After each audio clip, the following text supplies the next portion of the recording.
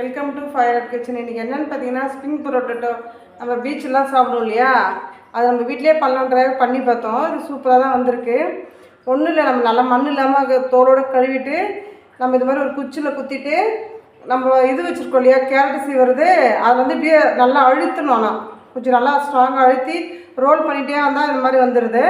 இது வந்ததுக்கப்புறம் பார்த்திங்கன்னா அப்படியே நம்ம வந்து எண்ணெய் கொஞ்சம் வச்சு அப்படியே மசாலா என்னென்ன வேணும்னா கொஞ்சமாக ஒரு 1/4 டீஸ்பூன் உப்பு, ஒரு 1/4 டீஸ்பூன் வெறும் மஞ்சள்தூள், ஒரு 1/4 டீஸ்பூன் கரம் மசாலா, ஒரு 1/4 டீஸ்பூன் வெறும் மிளகாத்தூள், அவ்வளோதான். இது நல்லா மிக்ஸ் பண்ணிவிட்டு அதோட அப்படியே நம்ம வந்து ஆயிலில் போட்டு ஃப்ரை பண்ணி எடுத்துடலாம். எடுத்துகிட்டு மேலே வந்து நமக்கு சாஸோ அந்த ஒயிட் சாஸ் இருக்கும் இல்லையா, அது வேணால் ஊற்றிக்கலாம்.